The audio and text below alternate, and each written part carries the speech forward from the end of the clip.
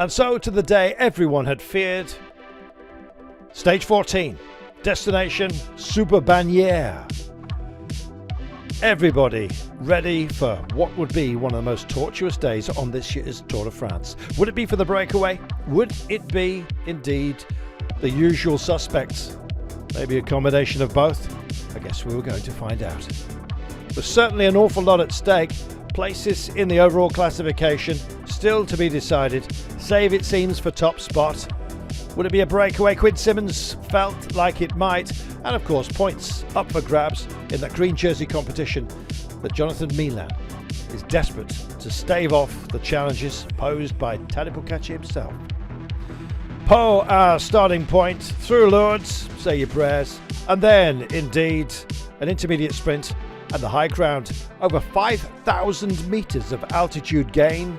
This was designed to hurt, and so it proved to, in more ways than one. A quick look at the altimetry, and you can understand why this was indeed badged up as the Queen stage of this year's race. Christian Prudhomme flagged us away, and a solid breakaway got itself established. And then this, Matti Chelmos getting it wrong with a piece of street furniture, gashing his left forearm and out of the race. Up front, Milan was making sure of the green jersey points in the intermediate sprint, but this simply an announcement to the high ground that would characterise the day. The Tourmalet, the Aspin, the Péresud and Soudal-Bannière itself all up ahead of us, but the road ahead of Remco Evenepoel was about to run out. Didn't want the camera around him. Terrible time trial. A disastrous opening day, of course, for him and his team. Just got tactics wrong, and everything else has just gone down like dominoes, unfortunately. Well, our breakaway was also starting to fracture, and likewise the peloton itself. Some big riders. Ben O'Connor was up there. So was Lenny Martinez, and he wanted mountain points. Carrying the polka dot jersey on behalf of Tadej Pogačar, he wanted to make it his own. And the little guy did precisely that. Another diminutive figure with high power when he's good. Remco Evenepoel bowing out of the race, leaving the young riders classification up for grabs, and more than that, top 5 positions to be remastered. Well, they were driving the pace along at indeed the call of Tadej Pogačar. Lenny Martinez was taking mountains points. Rusty Woods was doing his job as well.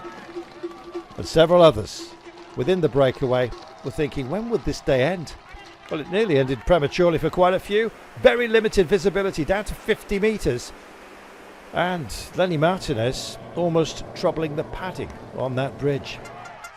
Keeping his powder dry was Tadej Pogačar in the rainstorm and still hanging around out there and hoping for something out of the day. There were plenty. Sepp Kuss was pushing on, Perry Panther likewise, but guess what? Lenny Martinez just continued to do his thing.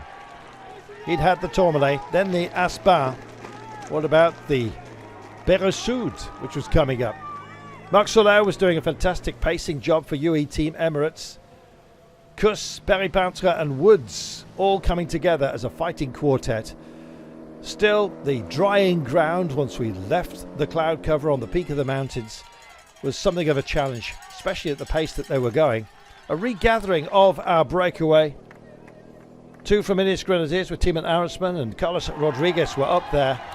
And then, of course, the final peaks were starting to show themselves. Time to push on if you had anything, and Arendsman did exactly that. He left the breakaway riders behind. Lenny Martinez checking over his shoulder, desperate for mountains points, because if Pogačar was to win the day, he needed every point he could pick up. Arendsman crossed this test, and Lenny Martinez, was that a thank you, or do you mind not overtaking me at this point? We were never quite sure.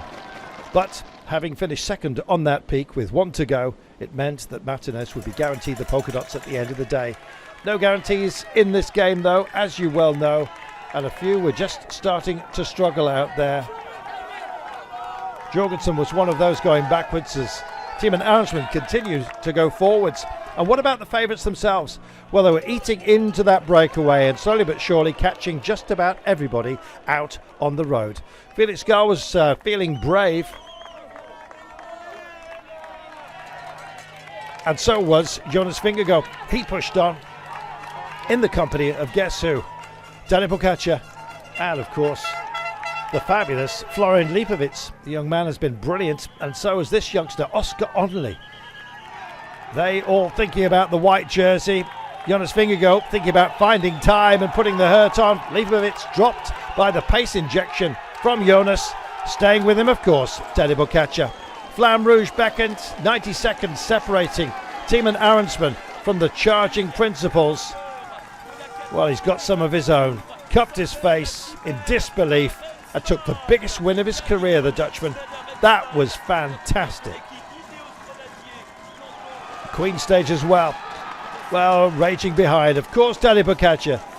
And the way he took on Vingegaard here, you think he may even have had it within him to take the stage itself. But he boxed clever and played a psychological battle against his nemesis and found yet another gap as well as some bonus seconds, increasing his lead overall.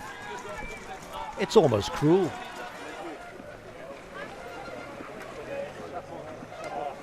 Pogačar offering up his congratulations to Tiemann Arensman. Super work. Arensman taking it ahead of Pogačar. Vingegaard, goal. Lipovic rounding out the top five. Spectacular win by the rangy Dutchman. Onley also getting a good finish. Ben Healy, who's been active early on, ahead of Roglic, Johannes. It was great.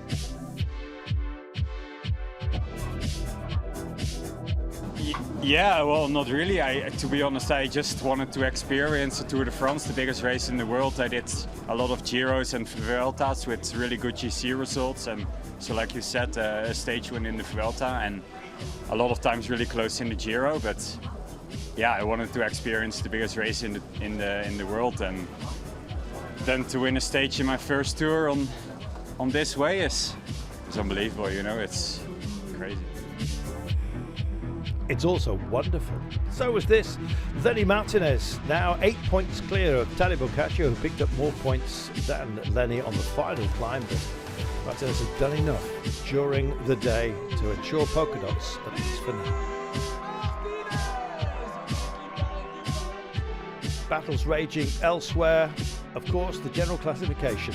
Tadej Pogačar, he looks like a man waiting to be crowned. His lead now 4 minutes and 13 seconds over Vingegaard, but some changes as well.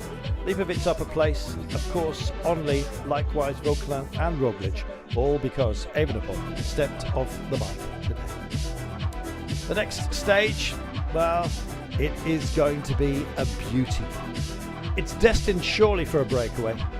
Carcassonne with a downhill run into town in the ancient city. It's going to be absolutely beautiful. There's a Category 2 test that introduces that downhill run, but there will be many ahead of the rest day that want to go all in. And all in is the race that this has become. Fabulous Tour de France, a great leader and opportunities for others. Let's go racing again with stage 15.